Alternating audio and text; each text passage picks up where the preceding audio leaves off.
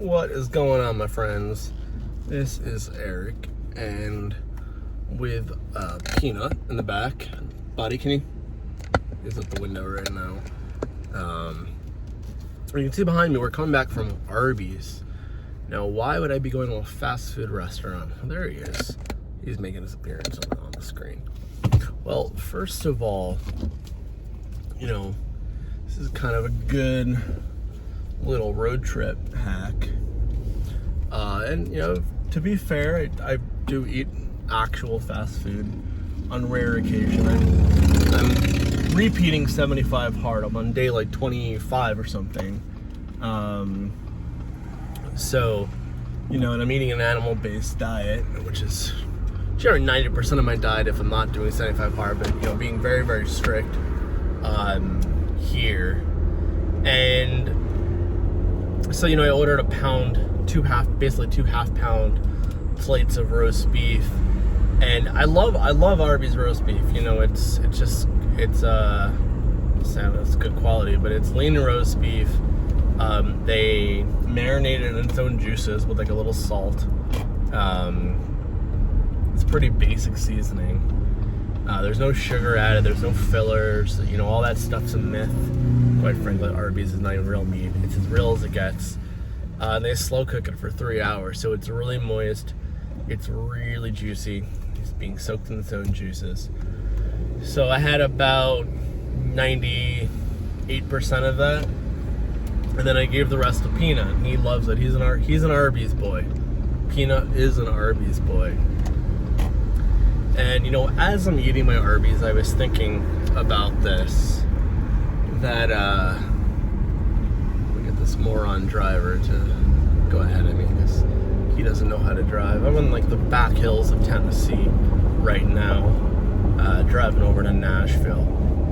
So, I was thinking about this while eating my meat, that if on occasion, doesn't happen too much because I think my friends are pretty bright, but on occasion I have a friend that's gone a little astray, and he says, all that meat you're eating, it's going to give you a heart attack, all that cholesterol, you're going to clog your arteries, all the things that people say that have shown they've done literally no research, or they've just done biased research, they're only looking to confirm, their belief system.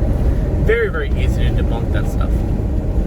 I have found, though, that attacking people, not attacking people, but attacking, say, a plant-based diet or a vegan diet or a vegetarian diet, there's a lot more defensiveness that comes up. If someone thinks I'm going to get heart disease if I eat 8 eggs, I don't take that as a personal attack. I just take it, that they're ignorant. However, a lot of, on the contrary, people who eat plant-based, vegetarian, vegan, a lot of them actually take it as a personal attack, like you're attacking them. It's like, no, I'm attacking the conclusions you've made about the things that you're putting in your body. I do eat salads from time to time, but I'm not under any illusion that I'm making myself healthier because I'm doing that. I eat tomatoes from time to time. That's a nightshade. I'm under no illusion that it's good for me to be consuming tomatoes. So I find that people eating plant-based, they tend to be a lot more religious or dogmatic about it. And the problem is it becomes kind of part of their personal identity. Like, that's who I am. I'm a vegan. I'm a plant-based person. That's who I am. I like ribeye steaks, but I also like cheesecake. And if cheesecake was sort of our, natural thing to eat, and it was really amazing for longevity and vitality, I'd be just, eating cheesecake all the time. But I don't do that because it's going to spike my insulin and give an inflammatory response and actually create artery clogging. So the thing I have found is when people have sort of an extreme reaction to something, it usually means that they've made their identity part of it. And it shows there's a real lack of free thinking involved. That they're so attached to, say, veganism, right? They're so attached to veganism that they're gonna keep. They'll read vegan books, they'll watch Forks Over Knives, like they'll watch anything or read anything that confirms what they already are psychologically anchored to believe. And the more evidence they find to fit their belief system, the more it becomes part of their identity. And it really creates a prison. It creates a prison in their mind. And, as Charlie Munger would say, it cabbages their mind. The truth is, it's very easy to debunk plant-based. It's very easy to debunk veganism. It's very easy to debunk vegetarianism. And all the... I've been around these circles now for so many years. At some point, you just hear the same talking points regurgitated. I haven't heard anything new in years. It's the same stuff just regurgitated. And it's like, wow, you really have done zero research to try to even disconfirm what you believe, because you could debunk what you say very easily. And I have found that I'm at a point in my life where, the way that I'm living, the way I'm consuming, it's very hard to create to create rebuttals that are factually evident. The closest one that's happened, actually, which I think was true, was with barefoot walking. And I was with a friend of mine in New York the other day, and he was asking about my Vibram 5-finger shoes, which I'm actually wearing right now. I can't show you because I'm driving. And he said, "How do you like them? I've heard they're good for you." I'm like, "Yeah, that's just the way that we're designed to walk, is we're designed to walk barefoot. So I think that's probably the healthiest way to walk if you want to, optimize that." And he goes, he says, "I think the one argument against that is that, for most of our evolution and most of our species, we didn't have concrete sidewalks, right? We were walking in the grass." He goes, "I can buy it if we're walking in the grass. It's harder for me to buy it necessarily if we're walking on concrete." And I said, "You have a good point." And I said, "That's, why I actually switched out of..." So, Vibrams makes many, many different kinds of shoes. I wear the ones that have a slight cushion, so it is still soft on my feet. They have ones that are basically just gloves, like those are the originals. And I would say you probably don't want to walk on those for miles on concrete. So it was a valid point. So I think that's the difference, right? It's like I didn't get reactionary because he said that. I go, "Oh yeah, I think that's probably true what you're saying, or at least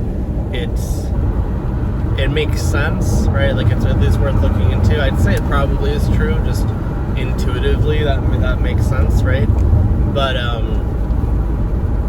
find vegans, vegetarians, plant-based, you attack what, if you say something that is, an attack on their nutritional views, they often actually feel personally attacked or laugh it off, get angry about it, or just go, haha, whatever.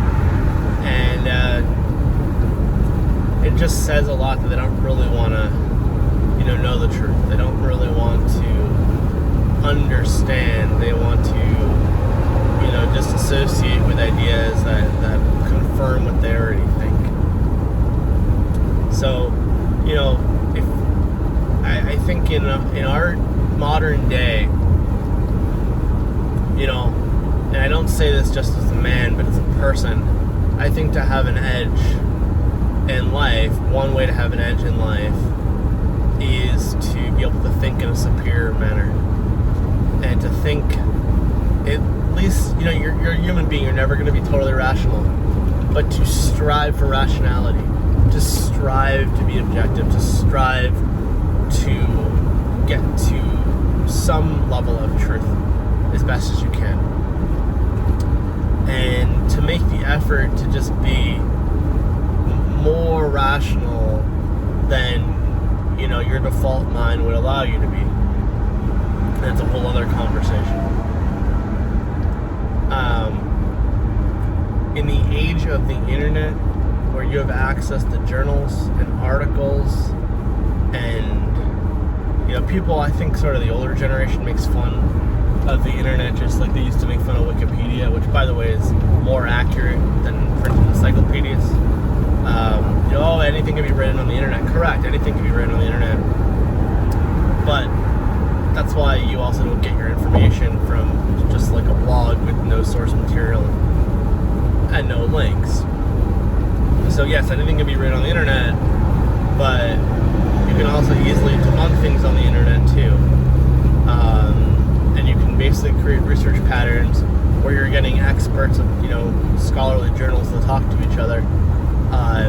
And you could literally do years and years and years of research in a day. What would have taken years at a library to do, 40 years ago, you could do in a day, if you understand how to use the internet properly, which a lot of people still seem not to be able to know what to do with all that information. But I believe it's your moral responsibility to be a little bit more rational than just your default. And I think you do more good for yourself. I think you do more good for your better man. I think you become a better citizen. And to just like wallow in ignorance or say, well, this is my view, or this is my opinion, this is my belief, it just makes you look ignorant. I don't respect that. So anyway, those are my thoughts. And man, it's beautiful out here. I'm literally just backcountry, Tennessee. I love it out here. I wouldn't live here, but I love driving through. Gonna head to Nashville later. There's a place in Nashville called Americana. I don't remember now. It's my favorite coffee shop in Nashville. It's either Americana or Americana. I want to say it's Americana. They were a fairly new place when I first went a few years ago, and their coffee is fantastic. It might be. It's a strong thing to say my favorite coffee shop in the United States, but it's up there. It's when people say what's your favorite coffee shop, Americana is usually the first one that comes to mind. So crossing my fingers it's open today. I don't see why it wouldn't be open today, but I'd love to. I don't even give a crap if it's 7 o'clock tonight. I want to grab a cup of coffee there before I leave Nashville. All right, guys. You guys have a wonderful rest of your week. Talk to you later.